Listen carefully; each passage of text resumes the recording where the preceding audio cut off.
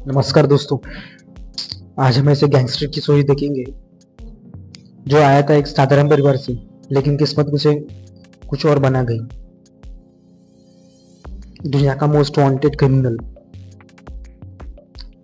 आज हम दाऊद इब्राहिम के बारे में देखेंगे। एक लड़का मुंबई के एक छोटे से मोहल्ला डोंगरी से उठता है और पूरी दुनिया के अंडरवर्ल्ड का बादशाह बन जाता है। माफिया का किंग। भारत का मोस्ट वांटेड नाम है दाऊद इब्राहिम कासकर। आज हम बात करेंगे ऐसे गैंगस्टर की जिसके नाम से आज भी मुंबई की सड़कों पर खूब चलता है। दाऊद इब्राहिम, अंडरवर्ल्ड का वो नाम जो मुंबई से लेकर दुबई और वहां से पाकिस्तान तक गूंजा। 1970 का मुंबई, बॉम्बे उस वक्त था सपनों का शहर, लेकिन हर गली में पल रहा था अंडरवर्ल्ड का बीज। या डोंगरी के एक छोटी सी गली में पैदा हुआ है दाऊद। दाऊद के पिता इब्राहिम कासकर मुंबई पुलिस में हवलदार थे, पर दाऊद का दिल कानून में नहीं जुर्म में धड़कता था। छोटी मोटी चोरी, लूट और फिर एक दिन उसका पहला कत्ल। उस दिन मुंबई ने एक गैंगस्टर नहीं बल्कि फ्यूचर डॉन को जन्म देते हुए देखा। 1970 का आखिरी दिनों में दाऊद ने बनाई अपनी गैंग और नाम दिया डी कंपनी। एक्सटॉर्शन, स्मगलिंग, सुपारी, किलिंग्स सब चल रहा था। लेकिन दाऊद सिर्फ एक गैंगस्टर नहीं था, वो बिजनेसमैन भी था, स्ट्रैटेजिस्ट भी। उसने अंडरवर्ल्ड को एक मल्टीनेशनल कंपनी जैसा दौर चला दिया। 1980 में मुंबई पुलिस पर प्रेशर पड़ा। दाऊद ने मुंबई छोड़ी और सीधा दुबई चला गया। लेकिन असली डर तब शुरू हुआ जब दाऊद का नाम जुड़ा 1993 के मुंबई ब्लास्ट से। क्या दाऊद पाकिस्तान में है? क्या वो आयशा के साथ मिलकर इंडिया के खिलाफ साजिश रचता है? ये प्रश्न खड़े हुए हैं। 2003 में भारत और अमेरिका ने उसे ग्लोबल टेररिस्ट घोषित किया। $25 मिलियन यानी करीब 200 करोड़ रुपए का इनाम सिर्फ एक आदमी के लिए। 2011 में FBI ने उसे दुनिया का दूसरा सबसे वांछित भगोड़ा बताया और फॉर्ब ने उसे चौथे नंबर पर रखा दुनिया के सबसे खतरनाक क्रिमिनल की लिस्ट में। लंबे समय से माना जा रहा है कि दाऊद इब्राहिम पाकिस्तान के कराची शहर में छिपा बैठा है, लेकिन पाकिस्तान सरकार हर बार मना कर दिया है। 2020 में FATF की कार्रवाई से बचने के लिए पाकिस्तान ने एक लिस्ट जारी की थी जिसमें दाऊद इब्राहिम और 87 अन्य आतंकवादियों के नाम शामिल थे। वो आज भी जिंदा है और शायद वही कहीं हमारे बहुत ही करीब। दाऊद इब्राहिम अब तक पकड़ा नहीं गया। क्या वो पाकिस्तान में या किसी और देश की सुरक्षा में? क्या अगर उसकी हमारी लाइफ देखेंगे तो 26 दिसंबर 1955 महाराष्ट्र के छोटे से गांव खेड़ में एक बच्चे का जन्म हुआ जिसे दुनिया एक दिन अंडरवर्ल्ड का बादशाह कहेगी। नाम रखा दाऊद इब्राहिम कासकर। दाऊद का ताल्लुक था एक कोंकणी मुस्लिम परिवार से। पिता इब्राहिम कासकर मुंबई पुलिस में हेड कांस्टेबल थे और माँ अमीना भी एक घरेलू महिला थी जो बेटे में सिर्फ एक इंसान देखती थी, गैंगस्टर नहीं। जल्दी पूरा परिवार डोंगरी मुंबई आ बसा, एक ऐसी जगह जहाँ सपने भी पलते हैं और जुर्म भी। दाऊद ने अहमद सेलर हाई स्कूल में पढ़ाई शुरू की, लेकिन जिंदगी की किताब उसे कुछ और पढ़ा रही थी। कुछ समय बाद उसने स्कूल छोड़ दी। वो सिर्फ पढ़ाई से नहीं मर था, वो उस रास्ते पर चल पड़ा था जहाँ कानून की नहीं ताकत की पढ़ाई होती है। यही थी उसकी शुरुआत, एक ऐसे सफर की जो उसे भारत का सबसे मोस्ट वांटेड बना देगा। वो अभी किशोर ही था जब उसने धोखाधड़ी, चोरी, लूट जैसे जुर्म शुरू कर दिए थे, लेकिन धीरे धीरे जुर्म उसकी जरूरत नहीं पहचान बन गया। धीरे धीरे वो जुड़ गया लोकल गैंगस्टर पाशु दादा के गिरोह से, जो मुंबई के संगठित अपराध का जगत का हिस्सा था। लेकिन दाऊद सिर्फ फॉलो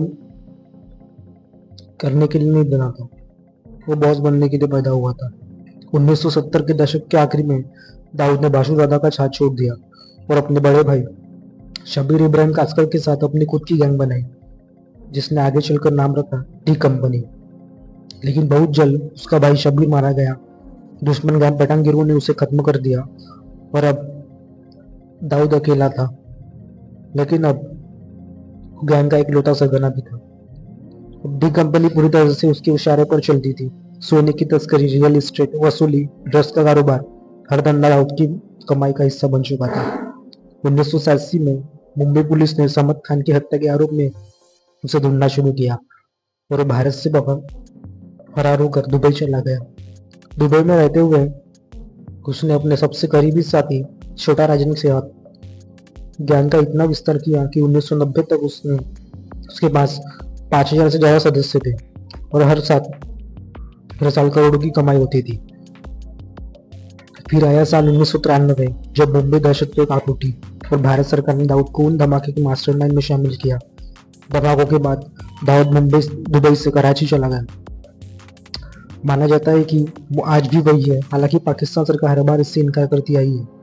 अमेरिका ने उसे टेररिस्ट घोषित कर दिया और उसका नाम स्पेशली डेजिग्नेटेड नेशनल लिस्ट और foreign narcotics kingpin designation act में डाल दिया। अमेरिका ने उसके सभी अकाउंट फ्रीज कर दिए। अमेरिका की रिपोर्ट कहती है कि दाऊद का नेटवर्क दक्षिण एशिया, मिडल ईस्ट और अफ्रीका में फैला है और अलकायदा के साथ उसका गठजोड़ भी सामने आ चुका है। वह तालिबान की सुरक्षा में अफगानिस्तान भी गया था। दाऊद का मिशन सिर्फ पैसा नहीं, भारत को अस्थिर करना भी था। फर्जी भारतीय नोट, दंगे, आतंकी फंडिंग, गुजरात में हमले, सब में उसका हाथ बताया गया। आज भी वह वाला सिस्टम का बड़ा हिस्सा कंट्रोल करता है। 2006 में भारत ने पाकिस्तान को 38 मोस्ट वांटेड आतंकियों की लिस्ट सौंपी, जिसमें दाऊद का नाम सबसे ऊपर था। आज उसका नेटवर्क एशिया, यूरोप, अफ्रीका तक फैला हुआ है और उसकी कमाई का 40% हिस्सा अब भी भारत से आता है। दाऊद इब्राहिम अब सिर्फ अंडरवर्ल्ड का डॉन नहीं, बल्कि एक ग्लोबल आतंकी ब्रांड बन चुका है। दाऊद अब भी फरार है और दुनिया इंतजार कर रही है ये सब का। 12 मार्च 1993 मुंबई में एक के बाद एक 13 सिलसिलेवार धमाके हुए। शहर थर्रा गया और इतिहास का सबसे खतरनाक आतंकी हमला दर्ज हो गया। जांच शुरू हुई और जल्दी सामने आया एक नाम, दाऊद इब्राहिम। माना गया कि हमले का मास्टरमाइंड वही था। 2003 में भारत और अमेरिका की सरकारें दाऊद को ग्लोबल टेररिस्ट घोषित कर दिया। भारत के उप प्रधानमंत्री कृष्णा को आडवाणी ने इसे एक बड़ा कदम बताया, लेकिन कहानी यही खत्म नहीं हुई। जो 2017 में मशहूर वकील राम जेठमलानी ने चौंकाने वाला खुलासा किया। दाऊद ने मुझे लंदन से कॉल किया था। उसने कहा, मैं भारत लौटना चाहता हूँ, बस एक वादा चाहिए, पुलिस मुझे 3rd डिग्री ना दे। जेठमलानी ने बात शरद पवार को बताई, लेकिन सत्ता में बैठे नेताओं ने यह प्रस्ताव ठुकरा दिया। जेठमलानी का दावा था कि अगर दाऊद वापस आ जाता है तो वो कई राज खोल देता और शायद इसलिए उसे आने की नहीं दिया गया। वो आज भी भारत के मोस्ट वांटेड अपराधी में से एक है, लेकिन सवाल अब भी बाकी है, क्या उसे वापस लाने की कभी सच्ची कोशिश की गई? दाऊद इब्राहिम सिर्फ एक डॉन नहीं, एक रहस्य जो अब एक सुलझा नहीं। 2010 से 2011 तक फोर्ब्स की लिस्ट में उसका नाम 3रे नंबर पर था, the world top 10 most wanted fugitives में, और दुनिया उसे जानती थी एक नाम से, ग्लोबल टेररिस्ट। जब से वो भूमिगत हुआ, भारत की खुफिया एजेंसी रॉ और आईबी लगातार उसे ढूंढने की कोशिश कर रही है। हर बार एक ही शहर का नाम सामने आता है, कराची, पाकिस्तान, लेकिन पाकिस्तान सरकार हर बार इन दावों को नकारती रही है। अगस्त 2015 में भारत के टीवी चैनल ने कराची स्थित दाऊद के घर पर कॉल किया और फोन उठाया उसकी पत्नी ने। उसने खुद कहा, हाँ वो यही है। राव और आईबी ने तुरंत एक डोजियर तैयार किया जिसमें कराची में उसकी मौजूदगी के पक्के सबूत थे। ये डोजियर भारत पाकिस्तान के NSA लेवल टास्क में पेश होना था, लेकिन बातचीत राजनीतिक कारणों से रद्द हो गई। हाँ, वो पाकिस्तान से बाहर भी जाता है कभी कभी, और उसका बेस कराची ही है। 2020 में भारत सरकार ने दाऊद की पुश्तैनी जमीन की नीलामी कर दी। ये जमीन थी रत्नागिरी जिले के कोकण क्षेत्र में। ये कार्रवाई की गई सपेमा एक्ट 1976 के तहत, जो तस्कर और विदेशी मुद्रा के अवैध कारोबारियों की संपत्ति को जब्त करने की अनुमति देता है। 2017 में भी 3 बड़ी संपत्ति नीलाम की गई, जिसमें शामिल था मशहूर रेस्टोरेंट रौनक अफरोज, जिसे अब दिल्ली जायका के नाम से जाना जाता है। कई सरकारें बदली, कई वादे हुए, लेकिन दाऊद अब भी आजाद है और शायद कराची की उन्हीं गलियों में सांस ले रहे हैं जिनका पता सबको है पर पहुंच को नहीं सकता। इस वीडियो को शेयर करें दोस्तों। कहते हैं बॉलीवुड सपनों की फैक्ट्री है, लेकिन 80 और 90 के दशक में इस फैक्ट्री का फाइनेंसर सिर्फ निर्माता नहीं था। कई फिल्मों के पीछे खड़ा था एक नाम, दाऊद इब्राहिम। डी कंपनी के पैसों से कई फिल्में बनी, कई स्टूडियोज फंड हुए और बॉलीवुड धीरे धीरे जुड़ता गया अंडरवर्ल्ड की धड़कनों से। उन्हीं दिनों दाऊद के नाम जुड़े कुछ चर्चित चेहरे, ब्यूटी क्वीन अनिता अय्यूब और अभिनेत्री मंदाकिनी मीडिया में अफवाहें थी लेकिन डर था इतना कि कोई खुलकर बोली भी नहीं। डी कंपनी ने सिर्फ फंडिंग ही नहीं की, धमकियां दी, वसूली की, हत्या तक का करवाई। निर्माता जावेद सिद्दीकी और गुलशन कुमार दोनों की हत्या में डी कंपनी का नाम सामने आया। बॉलीवुड में भी इस गैंगस्टर को पर्दे पर उतारा। 2008 साल की फिल्म ब्लैक फ्राइडे में एमजीएम मोरिया ने निभाया दाऊद का किरदार। 2002 की कंपनी, 2005 की डी, 2007 की रिक्स और शूटआउट एट लोखंडवाला सब डी कंपनी की कहानी से प्रेरित थे। Once upon a time in Mumbai इसका सीक्वल दोबारा 2013 की डी थे। हर बार एक नया चेहरा लेकिन कहानी वही दाऊद। शूटआउट एट वाडला में दिखाया गया डी कंपनी का उदय और कैसे उसने मुंबई के अंडरवर्ल्ड पर कब्जा कमाया।